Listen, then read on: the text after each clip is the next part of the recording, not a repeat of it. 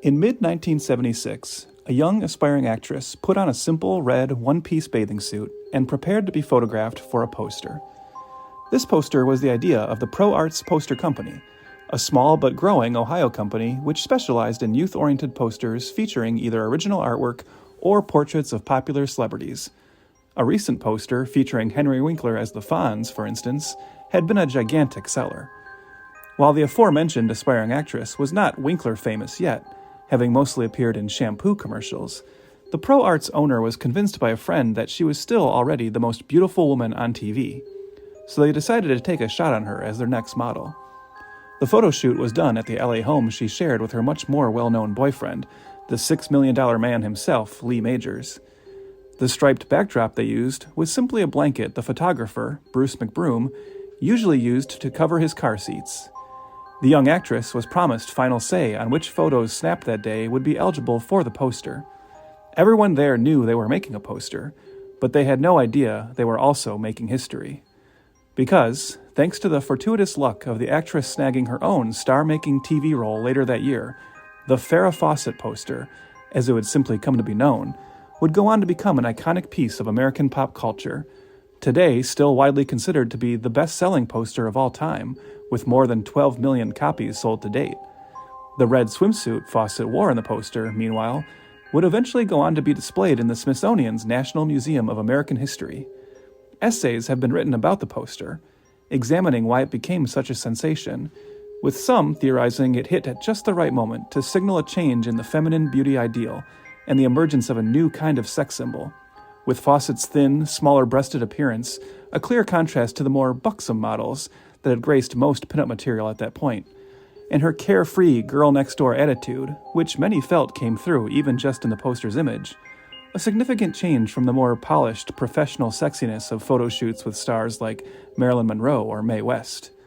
But of course, at the end of the day, one can't discount the importance of that star-making role she landed in '76 when discussing why so many men and women wanted Fawcett adorned on their doors and walls.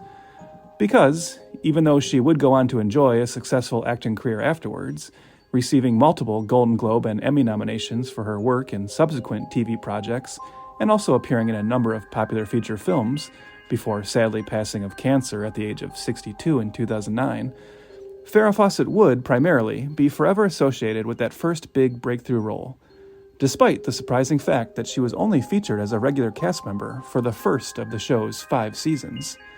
The show would survive her departure, although, even though she would return for the occasional guest appearance, many fans still maintain it was never quite the same after Fawcett left the cast, even as the franchise itself would continue on through several more incarnations.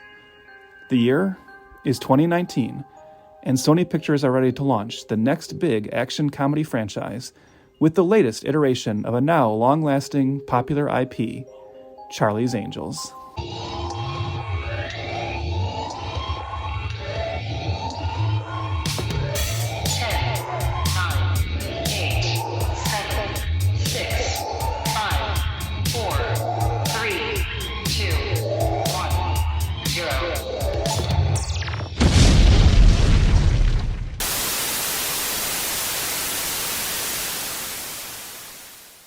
Once upon a time, there were 2 little boys who went to the Podcast Academy.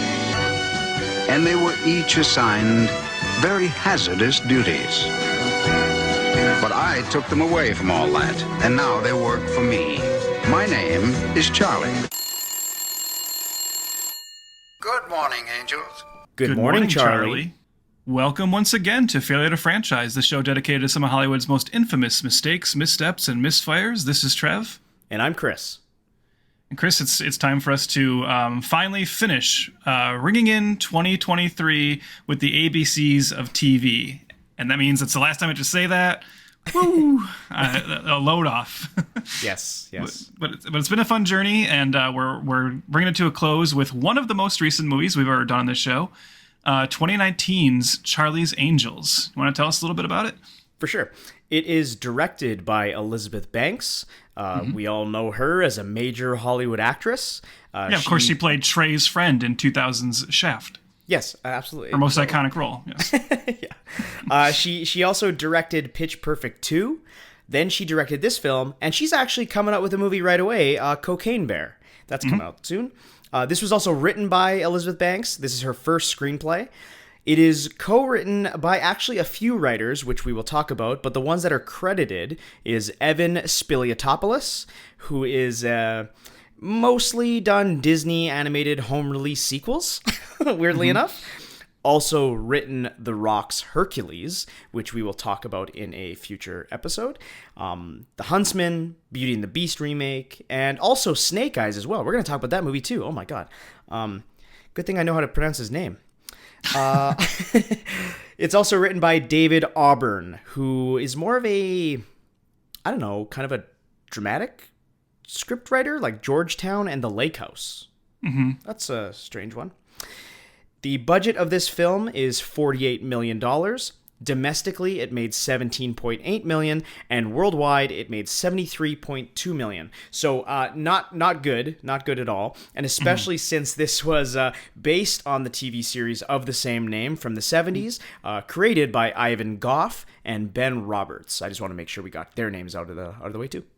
Yeah, and I did want to say, obviously, as another part of our ABCs of TV, miniseries here, this is, of course, based on a TV series from the past, but also just the latest installment in a really long-running media franchise, which I know we're going to talk about with a couple different incarnations. This was, it's not unlike Baywatch or A-Team. This wasn't the first adaptation of the show, No.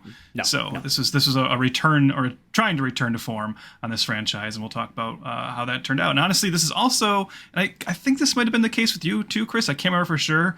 This is maybe the first movie where ever I specifically did not see it at the time, because we were already talking about doing this show. And I was like, you know what? I'm just going to wait. I'm going to wait and see. I might end up watching this someday for the show. And sure enough, here we are. So that's specifically why I did not, that poor box office you just mentioned, I did not help that at all by my decision there. But.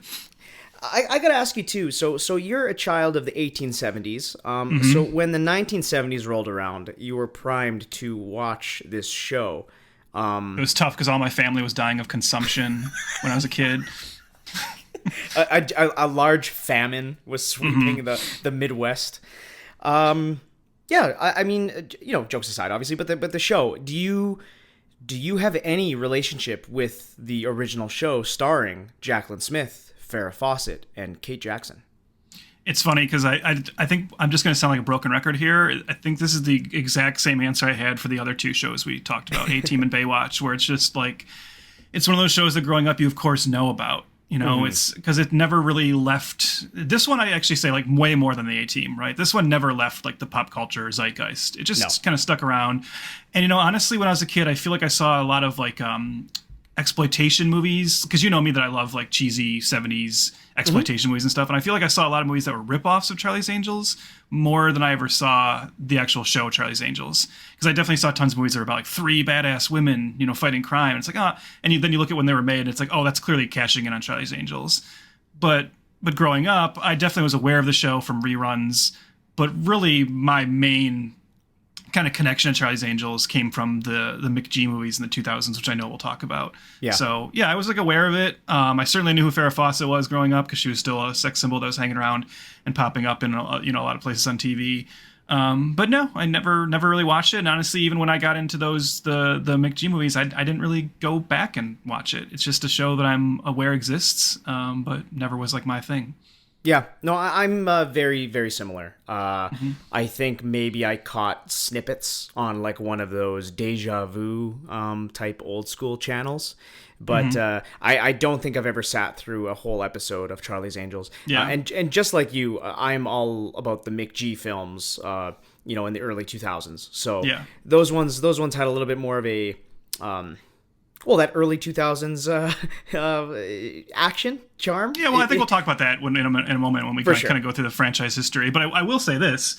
If you ask me today which of these three shows that we've looked at, the A-Team, Baywatch, or Charlie's Angels, which would I want? If I had to sit down and watch all of one of them right now, this is probably the one I would pick. Yes. Because I bet this is the one that probably the mix of camp and cheese and, attractive women and fun action and just the concept alone. I think this is the one I'd probably have the most fun with. Totally. I always thought the original incarnation of this show was funny. originally titled The Alley Cats, which was about 3 females named Allison, Lee, and Catherine. They would fight crime and reside in alleys and wear whips and chains. A far cry from what we got with the show, but that is because Kate Jackson, who played Sabrina Duncan in the original incarnation of the team, got more of a producerial role starting going forward. She was kind of involved creatively, and of course, she put her foot down, being like, "Well, that's pretty sexist. Let's maybe step away from that and make it a little less on the nose." So, which was kind of surprising. I had no idea the history of this show, and even it being named Harry's Angels at one point, and then they didn't like that because it was a little bit too conflicting with another ABC show called Harry O. Just a fun little tidbit there. Yeah. And maybe we should mention, just for people who maybe don't know, what the general concept of the show is, which of course carries across the movies. Once they got past the Alley Cats idea and started rejiggering it. So with the original show, which ran from 1976 to 1981, very successful show, 5 seasons, over 100 episodes. Take that, A-Team. It's about 3 women who are in the police academy. They're all totally prove that they are perfectly capable for the job, but because they're women, they of course get assigned really lame jobs after they get into the LA Police Department. One of them is made a meter maid, the others are made an office worker, and another's made a crossing guard. And so they decide that none of them are happy with this. They decide to leave the police force, and they are recruited to work for a mysterious agency called the Charles Townsend Agency. And they're going to work as private investigators, and thus they become Charlie's Angels. And the general crux of this show then becomes that their boss, Charlie Townsend, is this mysterious millionaire who we never meet. We never see his face. We never find out really what his whole backstory is. He speaks to them only through an intercom system and gives them their missions. And the only other guy in the agency that they do work with that's like the intermediary is a man named Bosley, John Bosley, who is Charlie's assistant. And he's actually in the room with them, and sometimes he goes on the missions with them. That's the general concept, and that concept, 3 women recruited by the mysterious millionaire Charlie Townsend, maintains through every incarnation of the project. Now, what doesn't maintain is the cast, even in the original incarnation. This shocked me. Farrah Fawcett is synonymous with Charlie's Angels, right? She's an when you think Charlie's icon. Angels, that's the face that appears in your head for sure. Yeah, and for listeners that aren't familiar with the show, she was in the first season. And then she wanted out of her contract.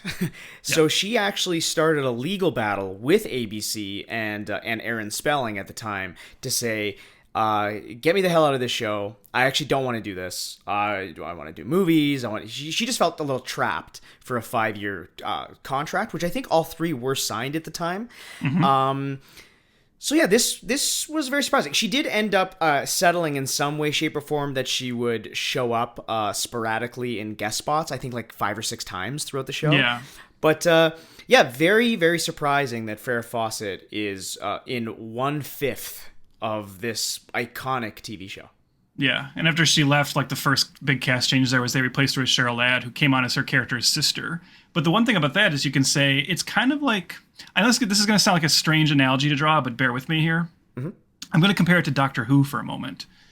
Doctor Who kind of backed into one of the most clever ideas in television history by the fact that the original actor was, ready to leave, and they came up with this whole idea of if a new actor's going to come on, why don't we just do this thing called regeneration, where the Doctor turns into a different person, but maintains the memories of the previous person. And that's allowed that franchise to go on, for 50 plus years at this point. And the excitement of getting a new Doctor. Same kind of idea here, where it's pretty shocking that Farrah Fawcett left after only 1 season, to find that out, because I did not know that either. I just assumed she was there. I knew she left. I always knew that, but I thought she was there longer. But seeing that she left and they had to replace her with Cheryl Ladd, and then there's some other shifts throughout the run of the show, that actually allowed the whole general Charlie's Angels concept to run with this idea that this is an agency that always recruits new women. Charlie Townsend always has his eye out for who else out there could be a great angel for me. And of course, you can even start to expand that as the franchise does, to say maybe there's more than just these 3 at any given time. So the franchise expansion kind of lives in the space created by Farrah Fawcett being I don't want to do this forever. Sometimes those happy little accidents help a franchise, Yeah, absolutely. Blessing in disguise in a weird way. Speaking of other casting changes during, I think around the fourth season, or I think the third season, when ratings were dropping a little bit, Kate Jackson, which was the original Angel to be hired on the project, like I said before, had a little bit of more of a producerial role in it as well. She was a little bit upset about the scripts being a little bit too light and fluffy, and honestly, she started to get bored. And also, we got to read, because she had one of the greatest quotes I've ever seen when she was complaining about the scripts. Yes. And she said, "The scripts are so light, it would take a week to get to the floor if you dropped them from the ceiling." That's great. Yeah. And this came after the fact that she was offered the part of Joanna Kramer in the 1979 film Kramer versus Kramer, with star Dustin Hoffman. And the producers they put their foot down, not allowing her to get out of the contract for the scheduling, and she lost out to, the one and only Meryl Streep.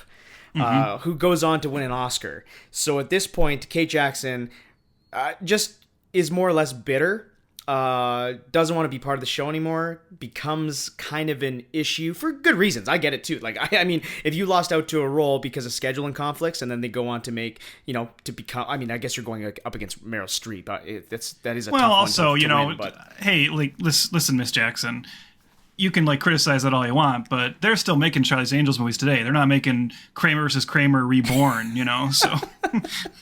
Now that I can't believe you put that out there. I'm not. Disney's about to swoop in and. Bob Iger's, arm hair just lifted up. So anyway, Kate Jackson was actually eventually dropped from the show.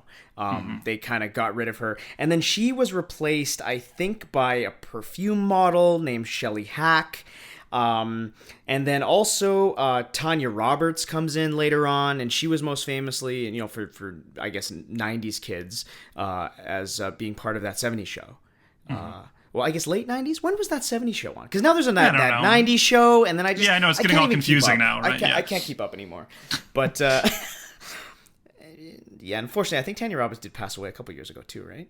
I believe so, yes. I think so, yeah. Okay. R.I.P. Yeah, just an interesting history to this show that I really did think that was three main actresses for the majority of the runtime. But no, kept switching them out. Which kind of does prove, that's like proof of concept, right? It shows how the concept works. You can shift that cast in and out as long as you get actresses that are, fun and that the audience is going to like. Now, of course, the problem with the show, it sounds like, was just after 4 or 5 seasons, they didn't know what to do anymore story-wise. Like, even the actresses were complaining about that. And so the show started to lose popularity, and after the 5th season was canceled. But as we know... that was not the end of the Charlie's Angels saga, right? So I don't know how quickly, I didn't do any research on the 2000s movies necessarily for this, so I don't know how quickly people were trying to get a Charlie's Angels movie made, but I do know that ultimately in 2000 we get McGee's Charlie's Angels, followed in 2003 by the sequel Charlie's Angels Full Throttle. Can I cut you off one time though? Remember, ABC tried to create a spin-off. That's right. Well, we do need to talk about this because this is hilarious to me. Yes. So in 1980, ABC attempted a spinoff called Tony's Boys. This sounds like an Onion article, but this is 100% true. There was a backdoor pilot that was aired near the end of season 4, and it was called Tony's Boys.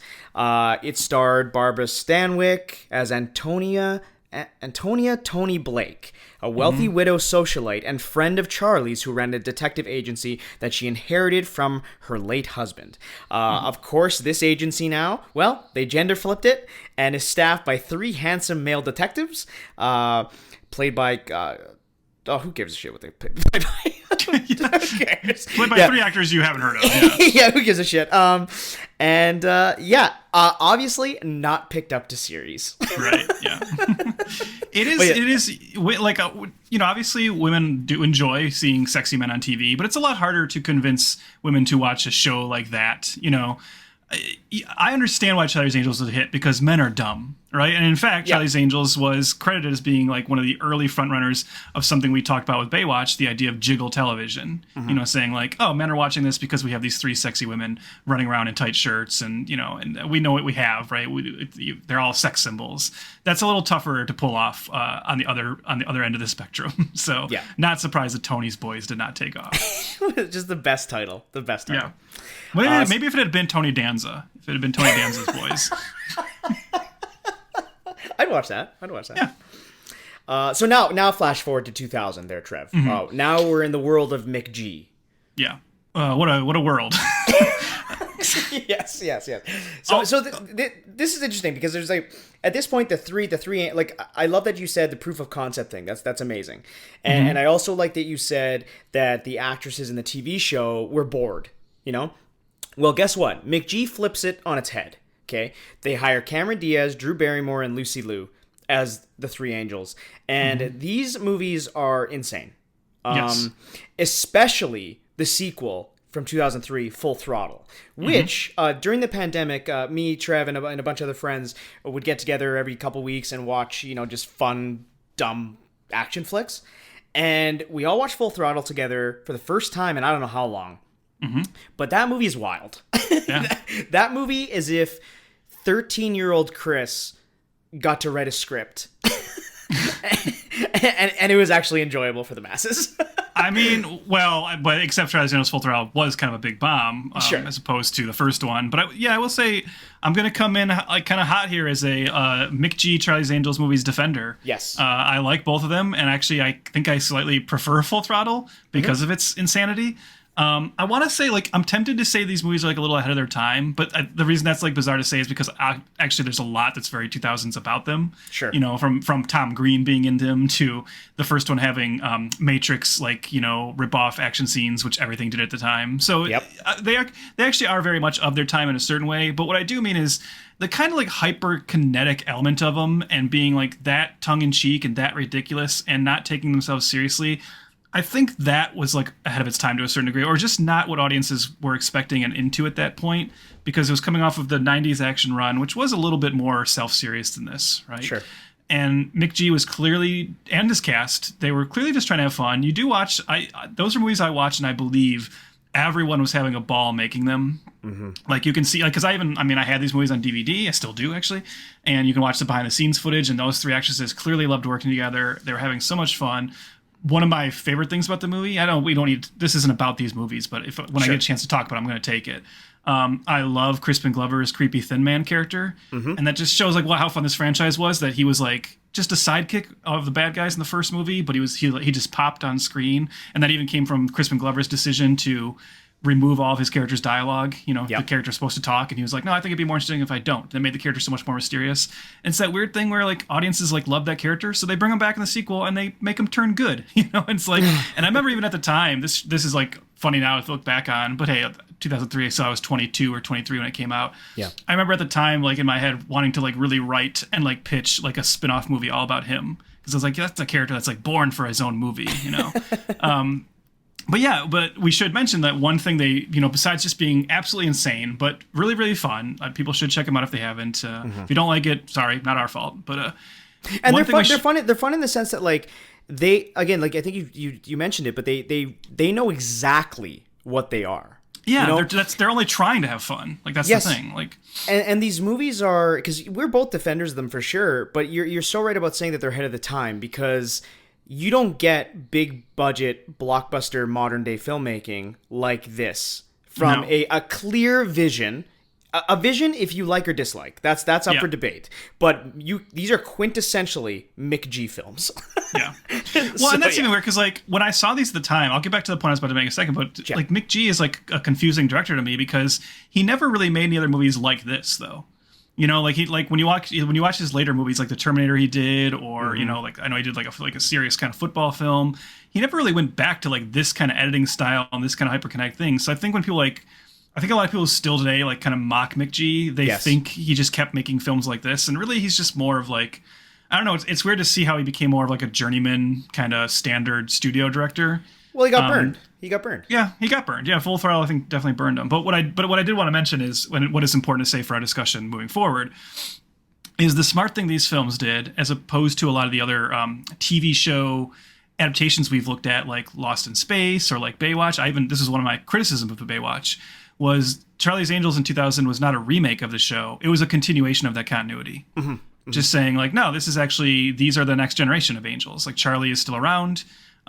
These are, and there's like references to the show. I know Jacqueline Smith shows up for a cameo as her character. We see they reference like the previous, characters from the show. So it was saying like, no, this takes place in the same universe. We're not erasing that. And I think that was actually a very smart decision, because it allows you to not upset any of the fans of the original. Well, maybe, but not for that reason of saying we're just remaking it, right? And as you said, this concept is strong enough that there's no reason it can't just keep going.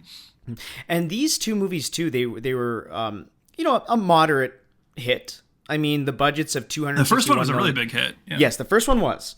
But they both a combined budget of 261 million, and then made 596 million. So, by Hollywood standards, you got to double that. So we're not quite there, but they didn't complete a trilogy for a reason. So I will say, I'm going to guess, like, the first one comes out in 2000, so I'm like 19 when it comes out. Right. You were obviously, like 10 or 11, but I would have guessed for both of us, Cameron Diaz dancing in her Spider-Man underoos is an image that sticks with you.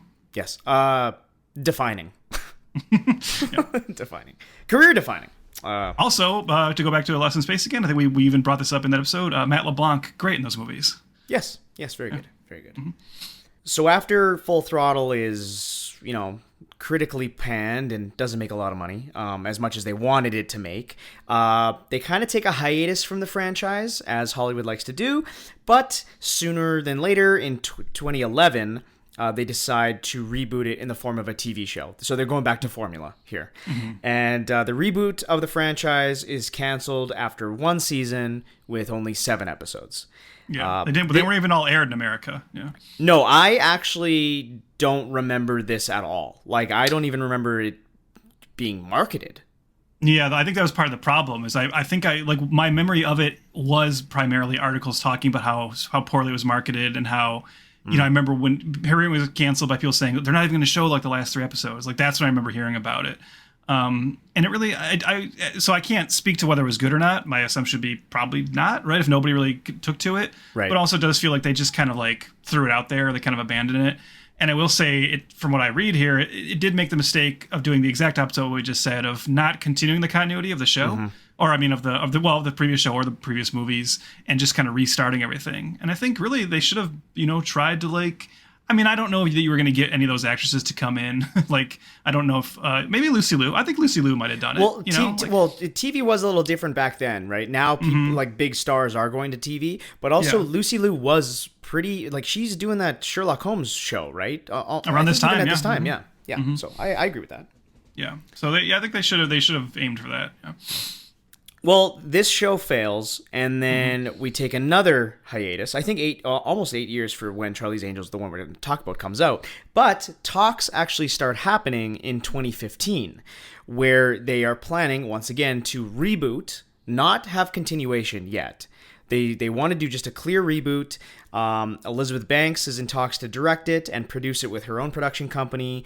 A bunch of other screenwriters come in. I mentioned a few, but some other ones include Craig Mazin, who is experiencing... Man of the moment. Yeah, experiencing tons of success with Chernobyl and the Last of Us on HBO.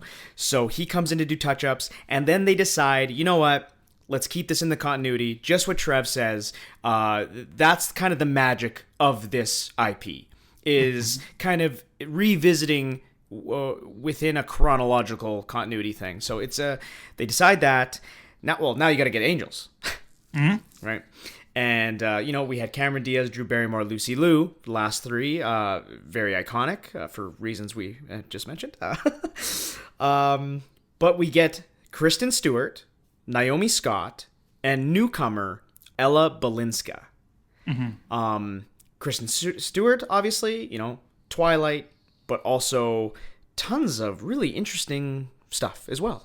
I think this was coming right at the point where more of the world was finally starting to admit that she's more than Twilight. Yes. And starting to take notice of her really expanding her skills and becoming like an art house kind of darling by taking these like really serious, interesting dramas, working with interesting directors. But I also think a lot of people were waiting and hoping for her to kind of jump back into this blockbuster world and maybe do something a little fun like this.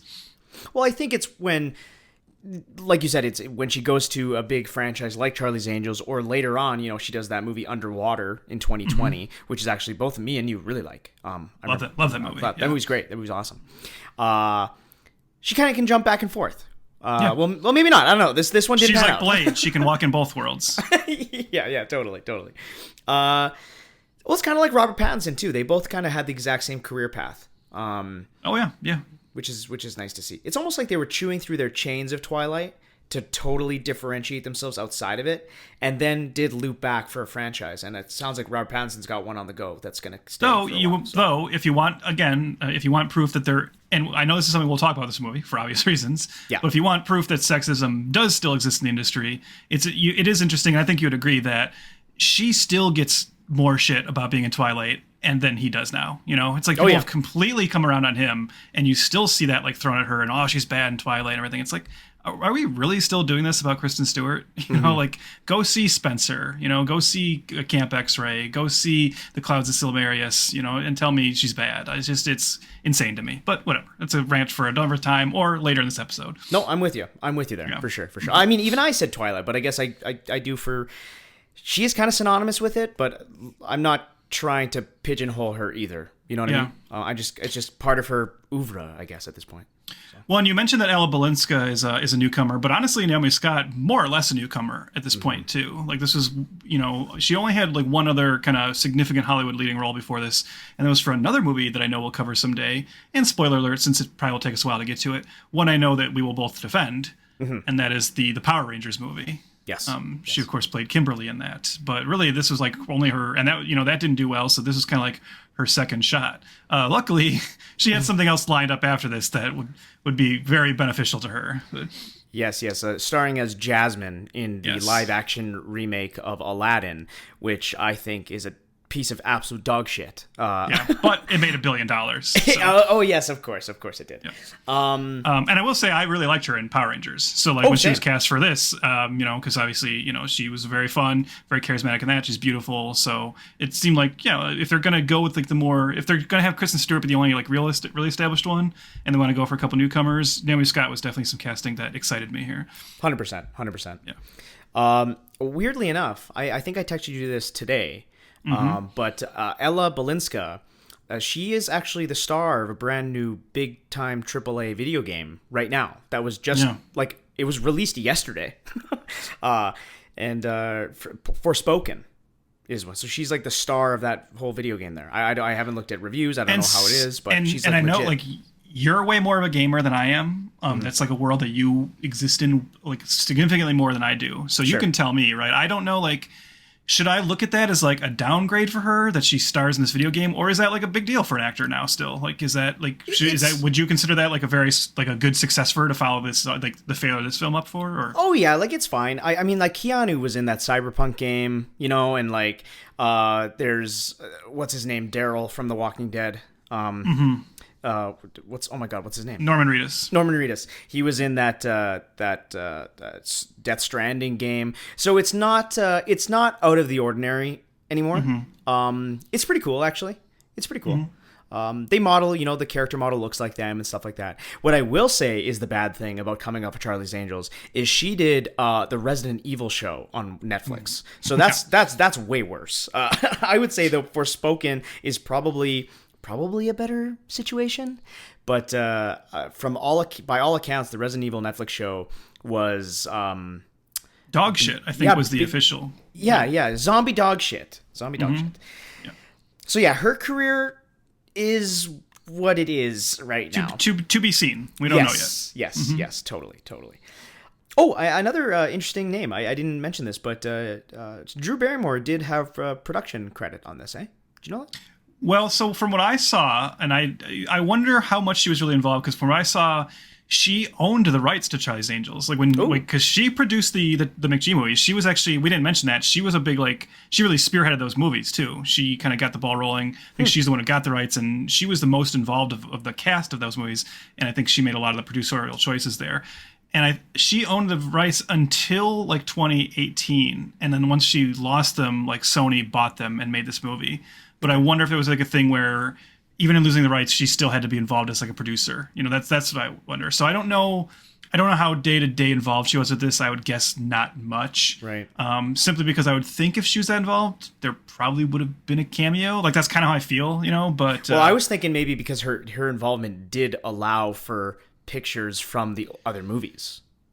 You know what I mean? Yeah, I mean, those were Sony movies too, so I don't think anything would have really held it up anyways, You're right. So yeah, but Sony bought the rights outright from her, I think, or just let her deal lapse and she didn't pick it back up or whatever. I don't know. I don't know all the specifics of this. I'm not friends with Drew Barrymore. I can't call her and ask her. But so BRB. I would just, when you see her listed as a producer on this, my tendency would be to take that with a grain of salt. Right. Well, you mentioned Sony Pictures just now, too. Well, they plan to spend over $100 million on the marketing, Trev, for this movie. Mm-hmm. Opening weekend was so atrocious, they actually cut it completely in half. So no wonder this movie was kind of left to die. Elizabeth Banks actually came out talking about this pretty quickly. Pretty quickly, and we're going to get into what we feel about that later, but this is what she has to say about the movie, that it needs to make money, basically. Look, people have to buy tickets to this movie too. This movie has to make money. If this movie doesn't make money, it reinforces a stereotype in Hollywood that men don't go see women do action movies. They'll go see a comic book movie with Wonder Woman and Captain Marvel because that's a male genre. So even though those are movies about women, they put them in the context of feeding the larger comic book world, so it's all about, yes, you're watching a Wonder Woman movie, but we're setting up 3 other characters, or we're setting up Justice League. By the way, I'm happy for those characters to have box office success, but we need more women's voices supported with money because that's the power. The power is in the money. Mm-hmm. And then after she had said all this stuff, she had tweeted on Monday, after the film flopping at the opening weekend. She now has an infamous tweet saying, well, if you're going to have a flop, make sure your name is on it at least 4 times. I'm proud of #Charlie's Angels and happy it's in the world. Yeah, so she blamed a lot of things for the movie's failure. Let's go on the other side, talk about if it's the movie itself or that? Yep. Okay, let's do it. I think women can do anything. Just because they can doesn't mean they should. But I have so many talents. I'm just a decoy stud. That's just the way you make me feel. Who steals humanitarian aid money? Outstanding angels. You have a new client? Who is she? I can't sleep at night. I'm the lead programmer on a product that can revolutionize the power industry, but there is a possibility it can be weaponized. Elena, we need to go. No! You're not a waitress? No, I'm Jane. Oh.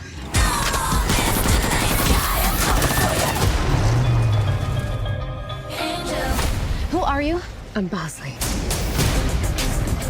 Welcome to the Townsend Agency. We exist because traditional law enforcement can't keep up. I don't like that, boy. You guys are like lady spies. Jane's former MI6. Oh, God. What did you do to Sven? I compressed his carotid and deoxygenated his brainstem. Well, that sounds painful. Don't worry, he's gonna wake up. Unless he doesn't. Sabina runs the ground game. See, I know stuff. Let's get the weapon before it becomes every bad guy's favorite new toy. Take her to the closet, gear her up. We're gonna need some wigs, toys, Feisty. clothes. Ah, we're still in the first closet. There's another closet. Oh, Vince. Let's just stop the touching. Some of these blows up. I love phosphorus. It's my favorite chemical. Really? Jane, are you flirting with a handsome nerd? Of course not. How'd that feel? Because it looked like it felt really good. That felt nice. Good morning, angels. Good morning, Charlie. Elena Hofflin is a scientist, engineer, and inventor of Callisto, a sustainable energy source that will revolutionize the world's power. But when the cutting-edge technology falls into the wrong hands, Elena is brought into the Townsend Agency, led by the mysterious Charlie. Now, it's up to his angels, Jane and Sabina, as well as their handler Bosley, to protect Elena and retrieve Callisto before it can be transformed into a weapon of mass destruction. Oh, I didn't know what to say after that. Sorry, I just spaced out. Hold on a second. Sorry. No, Who wants to go first? No, whatever. I don't know. I can go. Okay, well, let me set you up then. Yes, Charlie's Angels. So, Chris, this was a first-time watch for both of us. So, why don't you tell me, how did you feel about this one? So, let me take you back a week.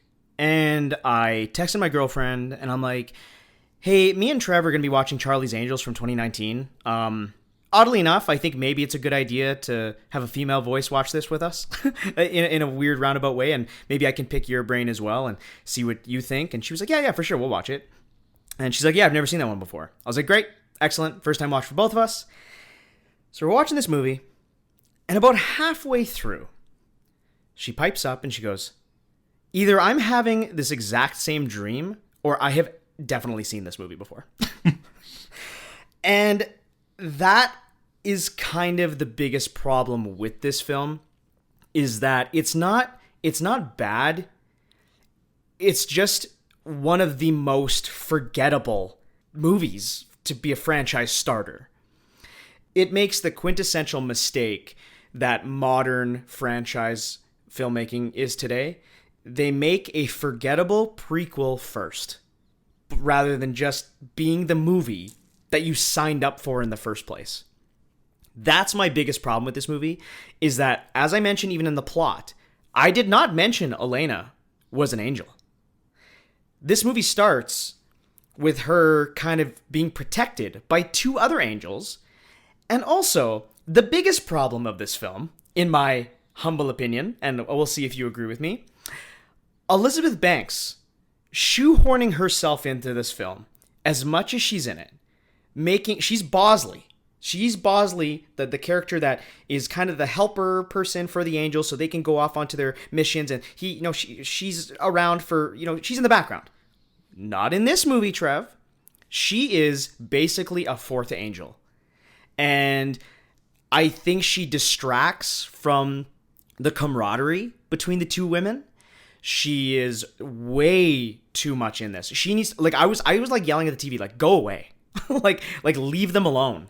I just need to see them build a friendship. I don't want to watch Elizabeth Banks in my Charlie's Angels movie. And I think it's adequate, it's barely adequately directed.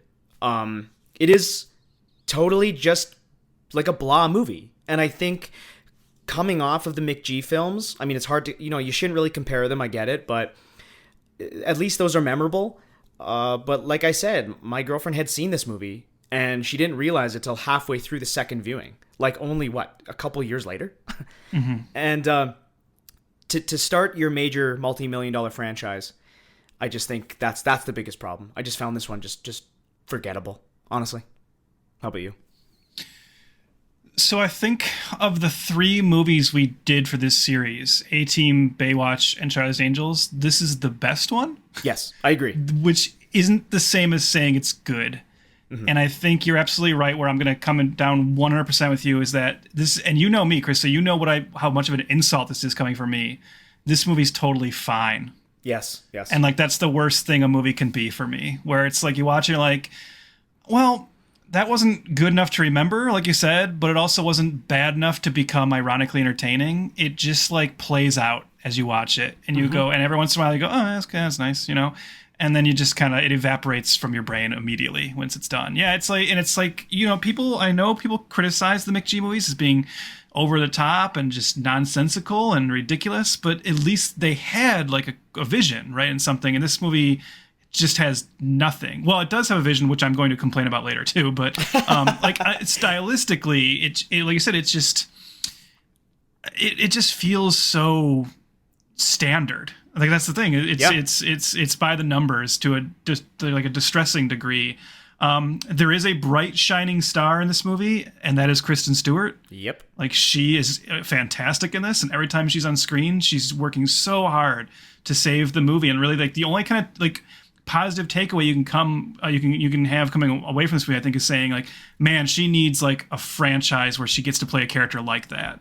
Yes. You know, not a continuation of this, but I want to see her do her own thing with this kind of charisma. But otherwise, yeah, this movie, it just sits there. It's like, it's not actively bad, but it's actively boring. Like, I don't know. I did have a hard time kind of sticking with it. I was checking my phone more during this movie than I like to watching a movie, just because it wasn't really holding my attention. And I obviously have more problems with it, and like a couple other positives I'll mention too. But yeah, if you're talking like just basic level, what's wrong with it? It's that it's so average.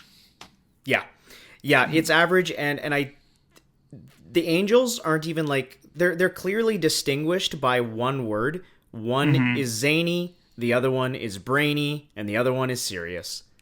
And they look like they didn't like meet before filming the show or the movie. Like, they just feel like actors playing their roles. I agree with you that Kristen Stewart's the best, for sure. Amazing, fun movie. Just wanted to say you crushed it, did a great job, and you are the franchise, this iconic franchise of Charlie's Angels. No pressure. It's a franchise that's been around longer than you've been alive.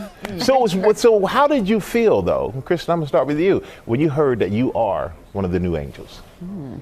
I was stoked, genuinely. Yeah, that's like, I grew up with those movies. I absolutely wanted to be friends with those three girls, like that. I mean, like, the idea of doing that for other people is like wild. Like, yeah, really, really cool. And also, Liz is like the perfect person to be telling this story, because yeah, her energy is just as contagious. Like, she was like, "Hey, man, I think you should do this with me." I was like, "Really? I'm kind of an odd choice." And she's like, "No, come on." Like, it was very perfect. Yeah.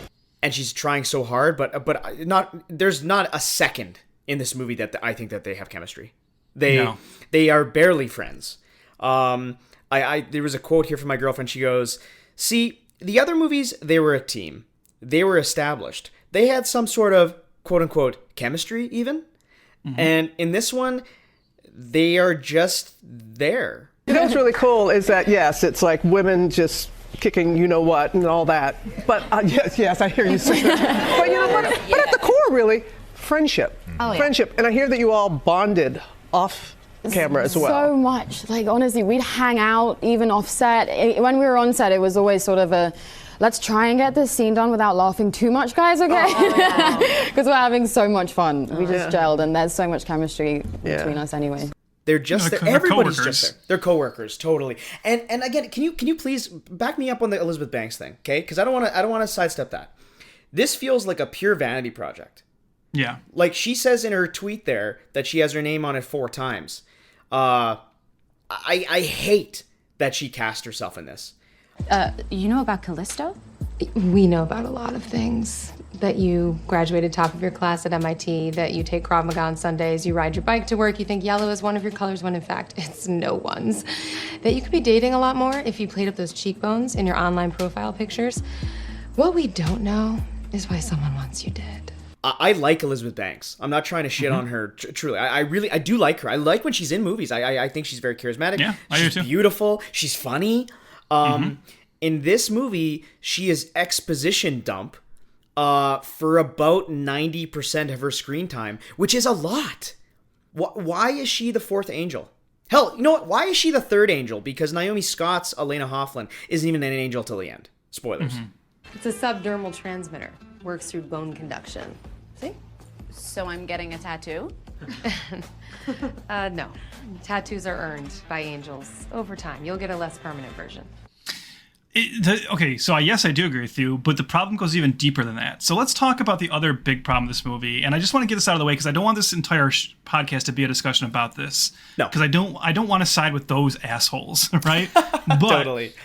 But unfortunately, I'm going to come close to sounding like I am, only because, so as you mentioned before, we listened to the trailer. Elizabeth Banks made this, in a lot of her comments, she kind of made this into a gender war of a movie release, right? Saying that if it doesn't do well, it's because men don't want to support, female action. And we've seen that as a rallying cry, often in Hollywood. Ignoring the fact that, as we said, the first Charlie's Angels in 2000 was a huge hit. And I'm pretty sure that was because all genders, enjoyed that movie. The problem with a lot of this movie, it's the movie does eventually drop this, thankfully, as it goes along. But the first half of this movie really seems to be trying to make a statement that it doesn't need to be working so hard at making. The very first line in the movie is, "I think women can do anything." Kristen Stewart speaks it. And then the guy she's with says, "Well, just because they can doesn't mean they should." And then the opening credits play out for no reason over just random footage of young girls just doing whatever, right? Like riding their bike, playing guitar, jumping on their bed. And you're like, it's like Getty Images version of and you're like, is this gonna be a montage where you show those girls grow up to become angels? No, it's just showing young girls. And not too long after that, in the early minutes, there's a character played by Nat Faxon, and he's like one of the people in charge of Callisto. And when he is introducing Callisto to the world, he's like, "Well, we can even make it pastel for the ladies." And it's just, you're getting to a point where you're watching the movie, and you're like, "Ugh, we get it. Yeah. All right, men are bad, women are great. Okay, but I don't." Here's what I want to say about that: the way to make a really empowering feminist action film is just let the women be badasses. Yeah. That's all you have to do. You don't have to kind of keep hammering that point over and over. And the reason I say that digs deeper into the Elizabeth Banks problem is, so let's mention this as well. You said she's Bosley. Well, she's only one Bosley. This movie establishes that there's now, the Charlie Townsend Agency has gone international. There's angels all over the world, and there's also Bosleys all over the world. Mm-hmm. Every group has their Bosley. And the senior Bosley, the original Bosley, John Bosley, is played by Patrick Stewart. Now, I'm going to talk more about that in a moment because there's some really confusing choices there. But at the beginning of this movie, he's retiring, right? And you kind of get the sense it's like a forced retirement a little bit, but he's leaving. He was the Bosley for the two, the angels were following. And basically, Elizabeth Banks takes his place. Now, there's this mystery throughout the course of the movie. And I'm going into spoilers right away here, folks. So spoiler alert. There's a mystery through the course of the movie where they're trying to make you think that that Elizabeth Banks is a turncoat, that she's a traitor, and that Patrick Stewart is going to come back and save them, right? The problem is, and I don't know if this was the same for you, Chris, in my head, I just knew there was no way they were going to have a woman be the villain because of how hard this movie was telling me all men suck. Mm-hmm. So I instantly said no, Patrick Stewart's the bad guy. It was so clear to me from the beginning. And sure enough, I was right. And it's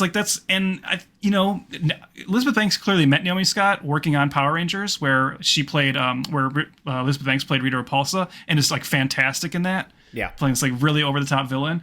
It honestly would have been better for this movie if they just had her be the villain, the turncoat, and she could ham it up more.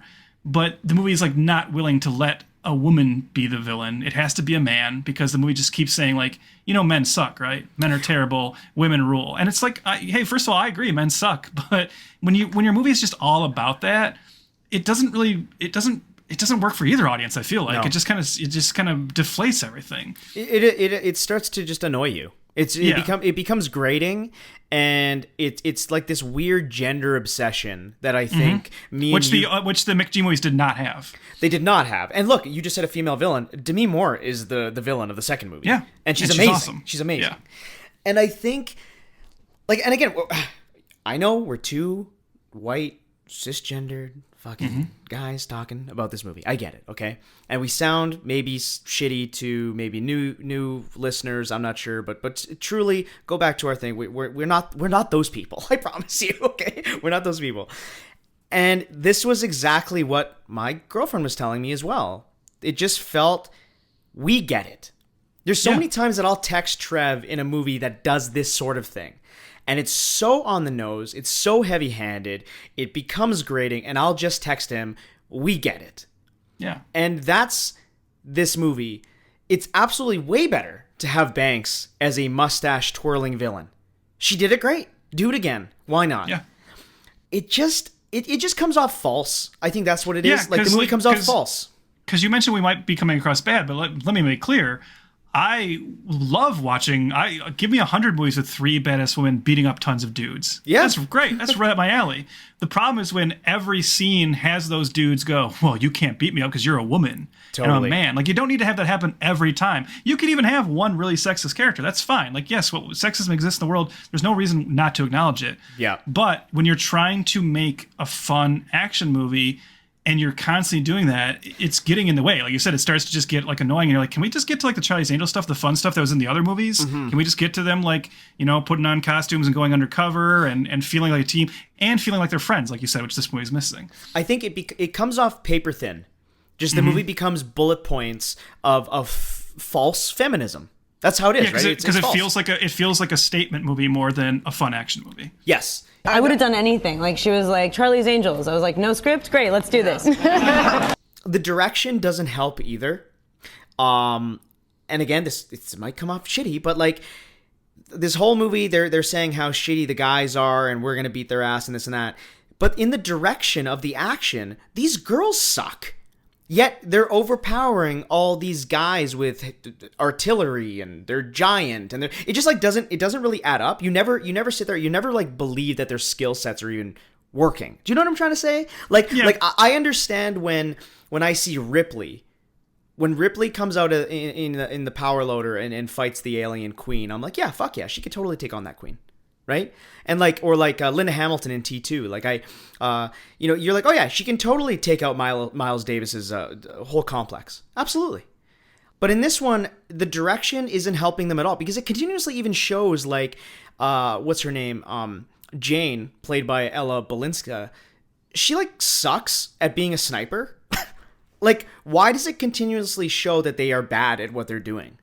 I didn't really understand that. It didn't like crescendo at the end being like, oh, she's good now. She's good at what she's doing. Also, Kristen Stewart is gay-ish, just enough to get a Chinese release.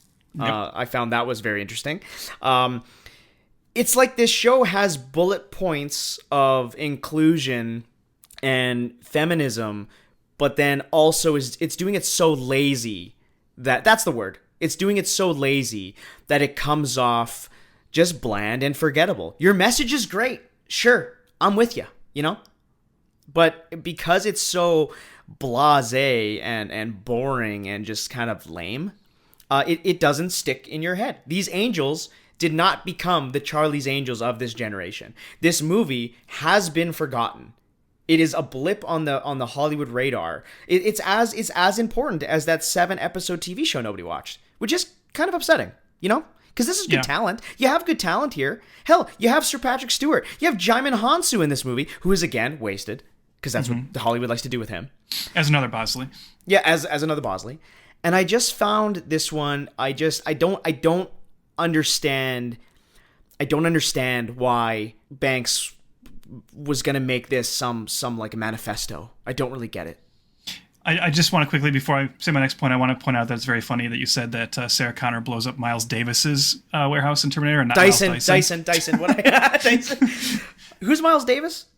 The jazz performer. Right. Yeah. Okay, I meant Dyson. I know. It's also, Charlie's Angels is a very weird franchise to make that manifesto statement. Yes. Because you're making this whole statement about how, like, well, and even in her comments when the movie was coming out, right, where she's saying, well, men just don't show up and, women, like action movies, just don't perform because of men. It's like, yeah, but this is like the 4th version of this franchise. This is a very successful franchise that existed. Clearly, people are okay with the idea of Charlie's Angels. Like, it was a hit TV show. It was then a hit movie. It's people are down for this. So you don't need to you don't have to act like the underdog and hammer it home that much. And especially when it's just getting in the way of what else you're doing in the movie. And to speak more to your point of too about how they don't have the same chemistry as the original crew, and they don't seem like friends, they seem like coworkers. I realized too. So I was watching this and I was thinking, like, why isn't this connecting to me? Why don't I like these characters? Why don't I care about them the same way I did the characters in the McG films? And again, people shit on those McG movies. They say they're stupid. They say they're like juvenile. But one thing the McG movies did that this movie does not even bother to do. show like the home life of the three angels. Show what they do when they like leave work for the day. You know, so in the first film, we get a whole story with like Drew Barrymore and Sam Rockwell's character that ends up being like a pivotal dramatic turning point because he, spoiler alert, turns out to be the villain, but she likes him, you know, and that's like a whole thing. And then we also get like the really cute romance of Cameron Diaz and Luke Wilson. Which is like a really fun, like kind of thing that carries through both movies, but in this first one in particular, they're very fun together. And then we get the Lucy Liu Matt LeBlanc relationship, and that gets like some really fun stuff with her dad in the second movie. So it's like those movies, for as much as people crap on them and say they're just dumb, over the top action films, they were also building out their characters and saying, hey, they're not just angels. Actually, here's their like home life. Here's why it's difficult for them to be an angel, because they're trying to juggle all this stuff. In this movie, we only ever see them do angel stuff. We get no sense of who they are as people beyond that. And that's like, for a movie that's all about like, oh, like women can do all this stuff. It's like, oh, but you've made them just assassins or just secret agents. You know, you've taken away that agency, actually. And it's weird because as outrageous as those McG films are, you're right. They are way more real people in those movies than this remake, or this reboot. Like, again, these girls are just like, they're given a lot of dead behind the eyes performances. You know, like there's nothing going on. Again, zany, brainy, and serious. That's it. They never. Even there's like a weird scene where the serious one starts flirting with some nerdy guy, and it's so weird and awkward, and so it's where the like, movie like ends on that too, and it's like one of the oddest like and most uncomfortable endings of a movie ever. The way it goes out on that line. You start to feel like, do these people know how to flirt? Like, it just seems overwritten. That's another one too, by being underwritten, if you know what I mean. It's Again, I don't want to sound shitty. I really don't. But I think that this movie is just filled with like manufactured drama. There's even like you mentioned about Patrick Stewart being the obvious villain, right? It's funny because he's so obvious, because there's like no reason why, other than there's a moment where Kristen Stewart starts to suspect that Elizabeth Banks is the bad one. Okay, just because she kind of bounced during a mission, right? That's the only time. So basically, Bosley, played by Elizabeth Banks, has been with the team, perfectly helpful, all in, just the best buddy you can have. And then she disappears at one point, and then Kristen Stewart's like, maybe she's the mole. And you're like, that is so manufactured. Like, it's so out of left field. There's no evidence for these characters. For us, we know it's so obvious. It's always funny when I watched a movie, like you said, had like 5 to 6 writers work on it, including people like Craig Mazin, who's clearly like very good at what they do. And it's like they miss this obvious stuff, and they forget that they're making a movie for an audience of people who've seen other movies. like I ask you, viewer, if the pre-credit sequence ends with Bosley, played by Patrick Stewart, leaning down to a bad guy they just captured and being like, now tell me who you are. And then the next time we see Bosley, he's retiring. You don't think we're going to go like, well, that's strange. Like, why would he be retiring and like leaving the movie now? Like, clearly in your head, like you already start saying like, oh, there's something more going on with him, you know? Yeah. You don't get Patrick Stewart for nothing and have him end on like a weird like cliffhanger with him and then say he's like leaving the movie. No, he's going to come back. And if he's coming back, he's probably the villain. Like, don't insult our intelligence, you know? And I also want to say to that, so I mentioned this earlier, Chris, were you like kind of confused by the continuity of this film? Because it is taking place in the same universe as the original show and the movies. We learn that because we see pictures of previous angels, and they show the angels from the TV series, and they show the McG Charlie's Angels. They show Drew Barrymore, Lucy Liu, and Cameron Diaz. But here's where this gets complicated, because Patrick Stewart is playing John Bosley, the original Bosley. So when they show the pictures from the TV show, they've photoshopped Patrick Stewart's head into like those pictures with the original cast. And then, even more strange, they Photoshop Patrick Stewart's head over Bill Murray's head in the pictures from the McG movies. And I was like, so wait, now are you saying that Patrick Stewart is playing the same Bosley that Bill Murray was playing in those movies? Like, that's weird. Like, I understand, Bill Murray wasn't even canceled by this point. But I mean, it's like, I understand you wanted a different actor. But it's like, why? Like, why didn't they just have it be like, no, he's another Bosley? Like, why erase Bill Murray when you've already established in those movies that Bosley, there are other Bosleys, you know? It's like, so it's another case of that trying to have its cake and eat it too. where it wants to be in the same continuity, but it also is like rewriting that continuity for no Right. good reason. Yeah. Right. At least they didn't put a blackface Patrick Stewart's face over I was Bernie like waiting. Mac. Yeah, I was like waiting for that. That's the thing, because like, you know, that's like there's the reveal in Charlie's Angels Full Throttle that like Bernie Mac is his brother, so that's why he's also Bosley. But that movie ends with like insinuating that Shia LaBeouf is going to be like another Bosley, and then this one just like pushes it all away and says like, yes, Bosley's a title, but then they say like, but Patrick Stewart is the original. His name is John Bosley. It's like, oh, just don't do that. Like you've made it confusing now. Again, you've made it confusing because this movie's it's not having any fun. Sometimes I hate that word because it's so reductive, but this movie needs to be more fun. It needs to be more silly. It needs to be a little bit more camp. But this one takes too serious a role with less than charismatic lines and dialogue. Do you know what I mean? Like it doesn't really, the script is doing these people no favors to, like you said, Kristen Stewart is the only one that's trying to elevate this whole movie. She's having fun. Yeah. She's having a good time. And She's Patrick trying. Stewart a little bit at the end too. Little bit. Yeah. But when he first shows up, you're like, man, Patrick Stewart, you know, he was the same age for so long, but in the last couple of years, that man is elderly. that man is elderly. Like he needs to retire. Yeah. It's like he should be playing Professor X now. He needs that chair. Man. Exactly.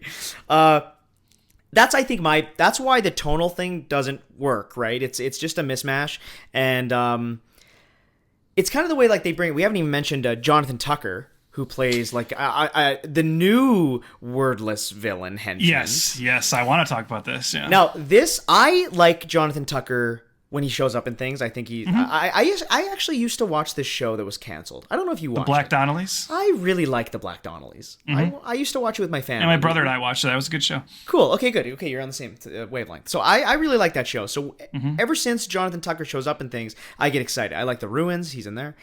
He's really good in the Texas Chainsaw Massacre remake. Yep, that too. But he ain't Crispin Glover. No. And I think that's the cardinal sin they do in this film is that for that character, is that why are they doing the same wordless villain thing? Yeah. And if you're going to, like I said, again, in a movie that was like willing to be campier, why not reveal that he's like the creepy thin man's son? You know, why not just like push that even further? If you're going to have him play like that and do that. But guess what? The difference is, Chris, he does say one word in the movie, and guess what it is? Bitch. Calling a woman a bitch. So, right. Yeah. Yes. A reductive, pejorative. Yes. Yeah. And that sucks because I think he's got good screen presence. There's some physicality to him that works well. He seems like a threat to the Angels, but I don't know.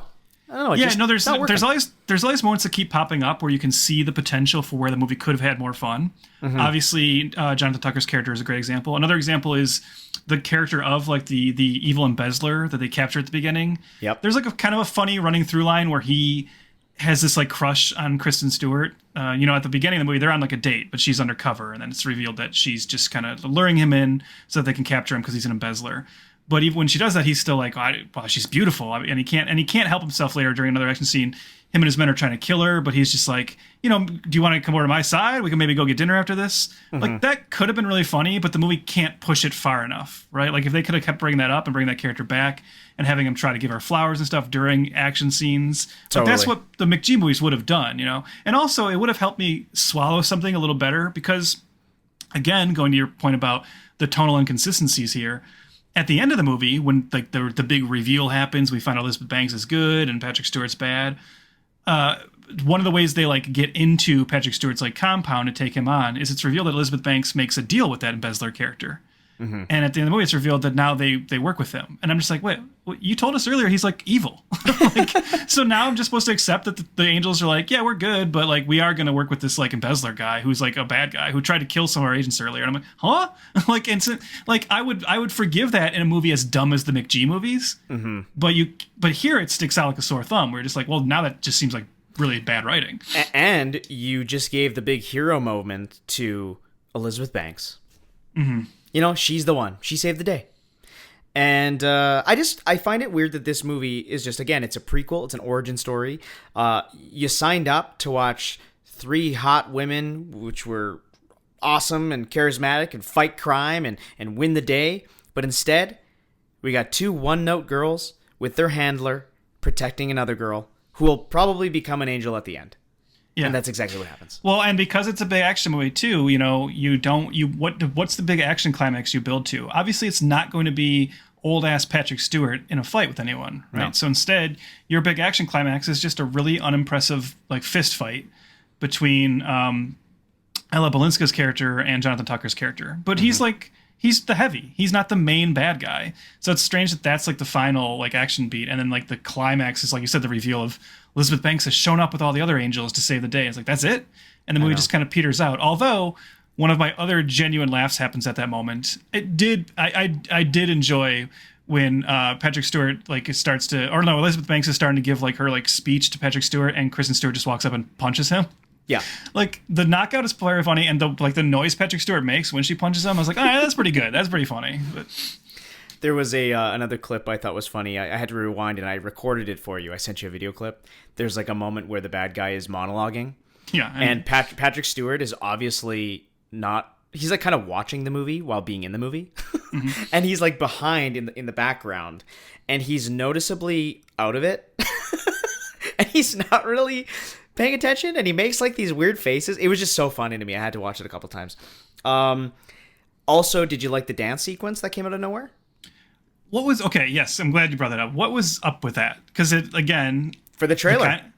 For the trailer, yeah. And again, the kind of thing that would have worked in the McG movie, right? Yep. Which those movies had big dance sequences. There's a few of them in both of them. This one only has one, and it's even weirder that it's Kristen Stewart, because there's nothing about her character that suggests she would do this. Yeah. But like her and like Ella Balinska like come into the bad guys' compound while he's having a big party, and suddenly they just immediately join in a choreographed dance with all these other women, and it's like, huh? Yeah. Yeah, it's it comes out of nowhere, and again, it's for the trailer. That's why. And imagine I just was thinking this earlier because you mentioned the thing about playing it safe for like China and everything, and us talking about like what's lacking of these characters.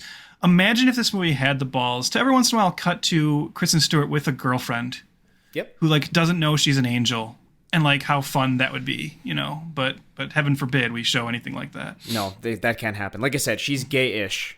Again, fun and cheeky in the role, and the best part. Yeah, I will say something positive. I really liked the scene in like the closet scene. Look at this. This is the closet of my dreams.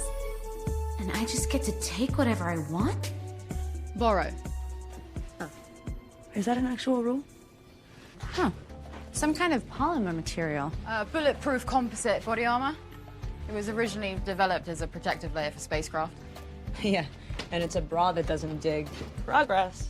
Where they're kind of getting showed gadgets and their costumes and stuff. I like that. It was just a flair of personality to the film, I think. Was nice. Although I don't think that guy's ever as funny as the movie seems to think he is. No, definitely not.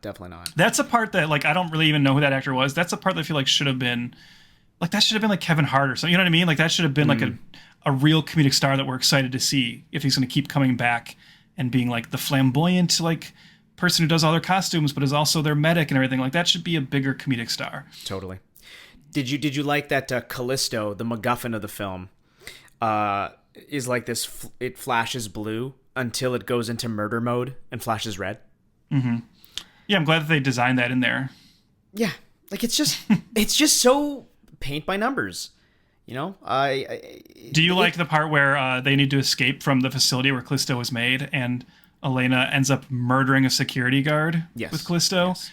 And it's okay, though, because she does say at one point, she's like, oh, I accidentally killed that guard. And then that's kind of it. The movie is like, moving on anyways. We won't explore this anyway. Like, yeah. And also, can we get back to that three-way disguise plan? Okay.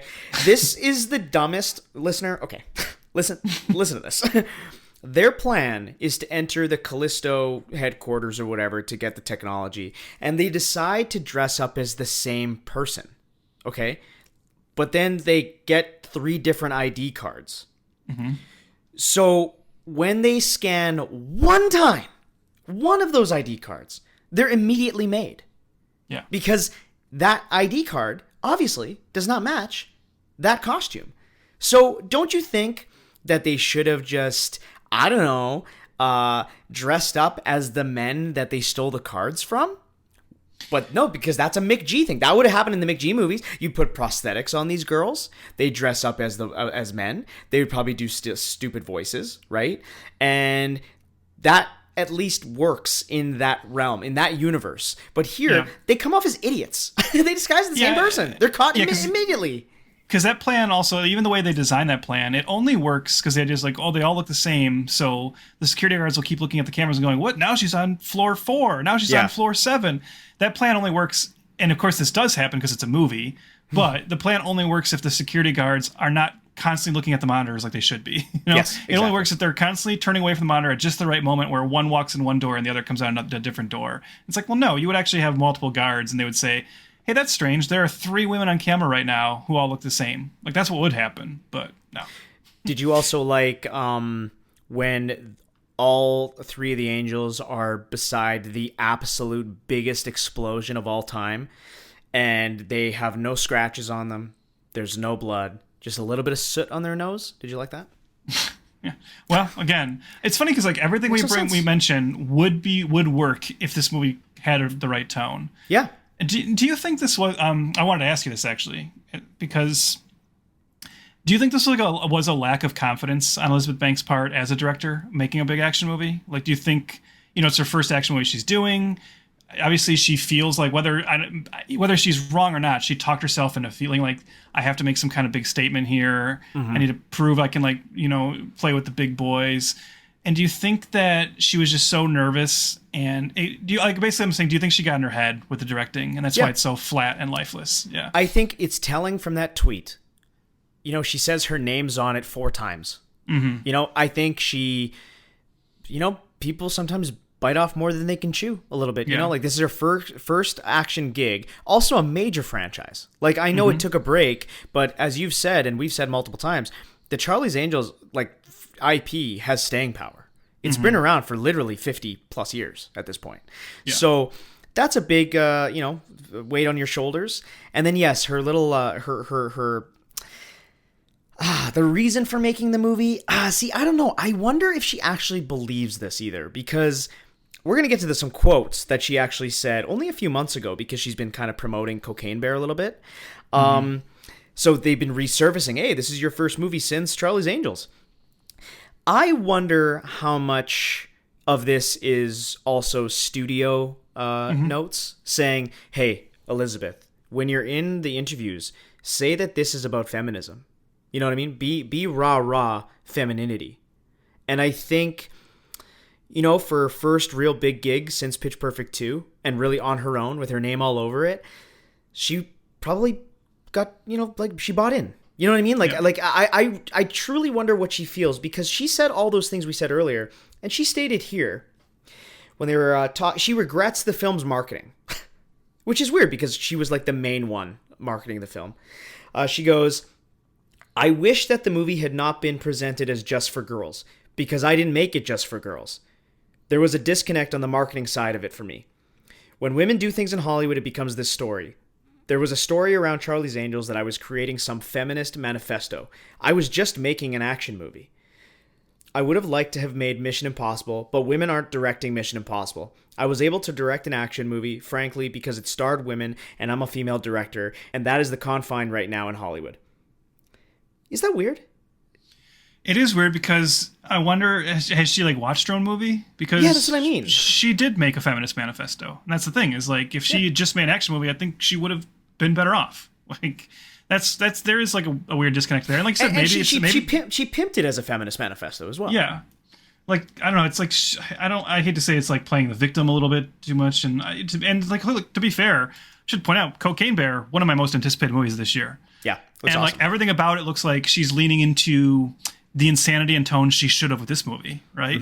And that's the thing, is Charlie's Angels, the 2019 Charlie's Angels, just feels like a movie that's always playing it too safe.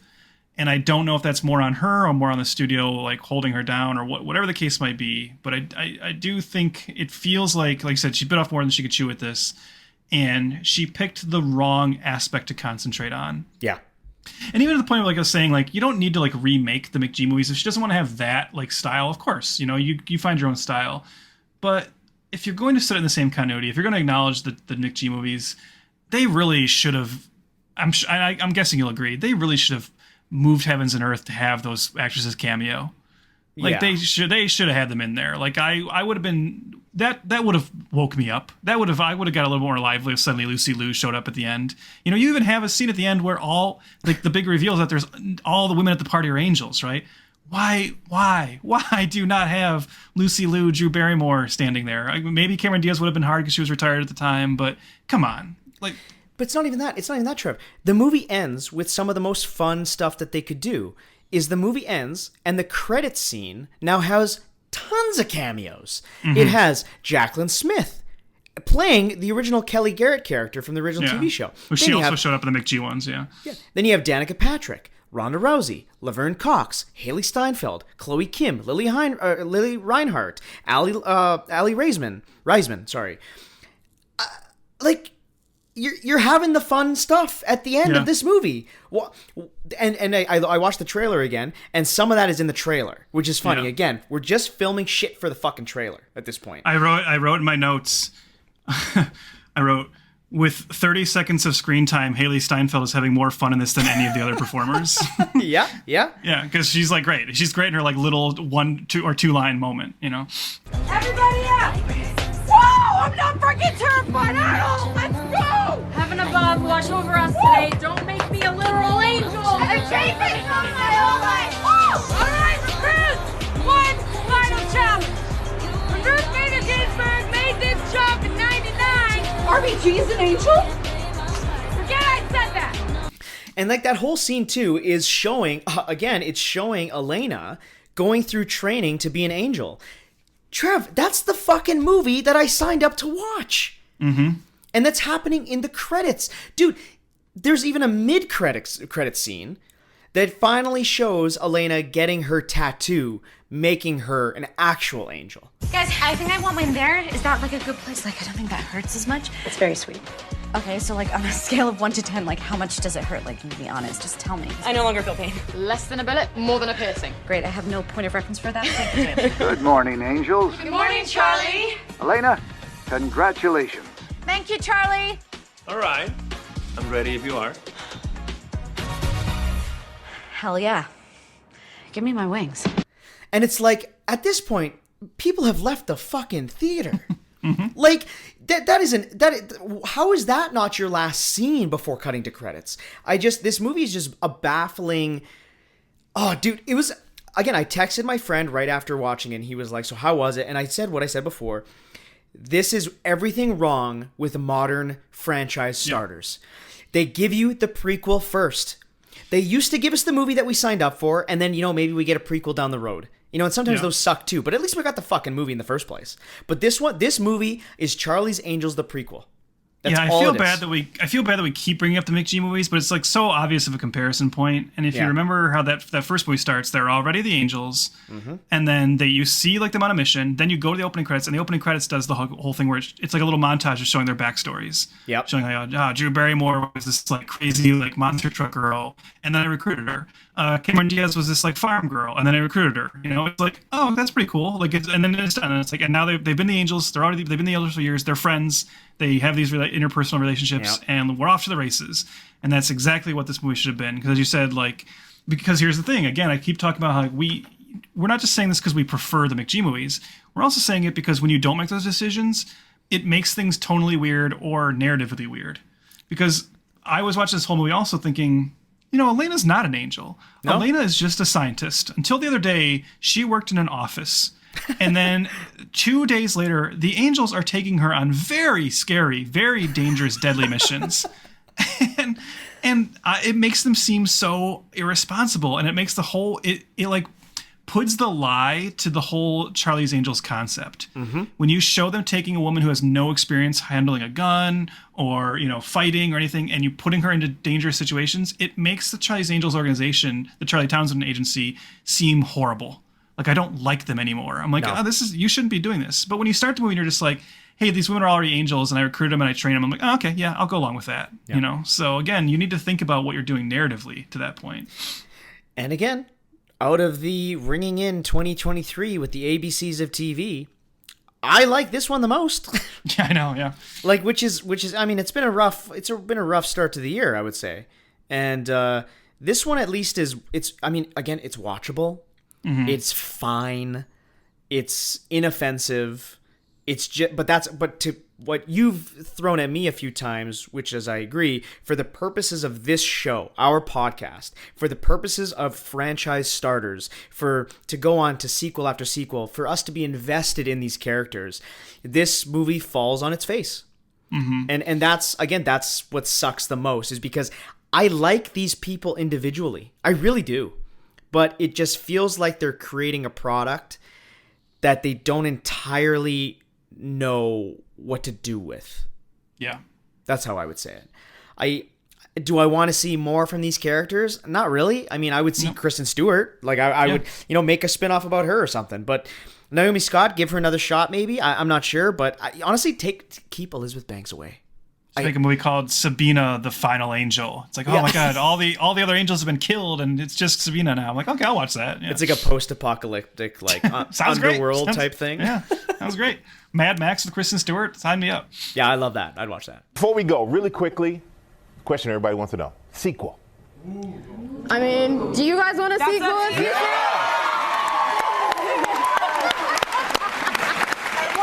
you see it, you're really gonna want to see it. Yeah, so it's a shame because I went in this with moderate hopes, and it was fine. We have spent 90 minutes kind of shitting all over it. That's the thing is this has happened before. This is like one of those movies that's not even as bad as we've made it sound for the past hour, but it is frustrating because it's kind of where we're watching like that's fine, but you're constantly thinking, ooh, right there is something that could have been better, like clearly, And we're two chumps, on a podcast, and when things are so noticeable to us, and quick little changes here and there, hell, do the montage like you said from the first one. Do a montage showing who these characters are, right? Yeah. And when you fail that, I don't know. It's just I don't want to say it's a waste of time. It's not, but it's. It's not a waste of time because at least this movie showed that because all men are bad, now even Charlie's a woman. So. Yes. We finally fixed that too. So. Yes, we fixed that as well. Mm-hmm. There hasn't really been any talk about other Charlie's Angels incarnations. Typically, I mean, I guess this just happened. I mean, and then the pandemic happened. So maybe that's the reason why. Maybe they are going to take another 8-year break and then we'll get news. But right now, it's really nothing. Nothing is in the works for this IP. You think go back to TV maybe? If they do? That would be my guess. I think that would, just have to at this point. I think that's you know what? That's everything now. Hey, just throw it on a streamer. Somebody will watch it. There's fucking 10 seasons of ABC 123 Plumbers or whatever, and nobody knows what the fuck's going on anymore. There's so much content. But yeah, that's all I really have to say about Charlie's Angels. Yeah, no, it is what it is. If it does come back, are you gonna still show up for these? Is it going to be for me? It's going to be based on casting alone. Honestly, I think that's what it's going to be on me. Well, for me, it wouldn't even just be casting. It would be like a lot. Like again, I'd be looking at what the tone looks like. I'd be looking at just the approach. If like a really cool director went ahead with the Charlie's Angels movie, if they got like actors I really like, then I'm not out on Charlie's Angels as a concept because the concept will always work. That's the thing. Like this movie, that's one thing you can say about this movie is it's not a franchise destroyer. It's just this. It's like it's a this iteration killer, but not an overall Charlie's Angels franchise killer. It's just like a misstep in this franchise. Yeah. That said, maybe we should do the Tony Boys movie instead. I was literally going to say the same thing. Maybe it's time. You know what? Like, quite frankly, lately there's been enough women-led action movies. Maybe we need Tony's Boys to come on. Yeah. Maybe The Rock will star in that one. Oh, he will. He will. Right now, the little tiny hair on his head is flickering. Yeah. Anyway, well that'll do for this for honestly January. Jesus, oh my God, 2023 is off to the races here. We love our themes, Trev. Always, we love our themes, and we're about to go into a brand new theme. The month of love. The month of love, February. Grab your loved ones, be close, and suck on their necks because we are doing Will You Be My Vampentine, a month dedicated to vampire films. So we're starting off on the most romantic monster. absolutely, 100%. I mean, it is, yeah. Yeah, no, you're so right. We're actually starting on Valentine's Day, February 14th, with Vampirella from 1996. And then we'll be rounding out the month with Vampire Academy from 2014. There might be maybe a gift, maybe a loving, a token of our love to our listeners halfway through the month, but we'll see. So please, please. I always sound like I beg when I say please. I don't, but just follow along at F2F Pod. That's at F2, the number 2F Pod. That's on all the socials. One day Trev will actually post stuff now and then. Maybe he will. Maybe he won't. I tell once Elon Musk gets off Twitter, I'm boycotting. You think it's a matter of laziness? It's a matter of principle, my friend. What else do I say? Rate, review, whatever you do. Throw us a star rating. That'd be cool. And then just join the tribe, hit that subscribe, and join us in the month of love. Will you be my Vampentine? And I'm looking forward to that. Me too. Let's get out of this TV shit for a while. I'm looking forward to it, but at the same time, I might as well say now, Chris, because I know this is like more my choice. I apologize about Vampirella. Yeah, but I don't know. Well, I don't want to give too much away, but I'm just just throwing that out there now. Trev, this whole podcast was your idea, so that's you know true. What? Yeah. You've apologized enough, and one day I will forgive you. Okay, thank you. Trev, sorry, I forgot. One thing I actually did really like, and I've added it to my Apple Music, is the Ariana Grande, Miley Cyrus, Lana Del Rey song, "Don't Call Me Angel." That's a bop. That's fun. It's kind of a banger, yeah. And I like the idea really of if you're making a Charlie's Angels movie, bringing 3 like female pop stars together. That's a cool idea. Yeah, it's almost like putting them together and showing camaraderie and friendship was a good idea for a Charlie's Angels movie. It's almost like I'd rather watch a movie with those 3. Yeah, absolutely, absolutely.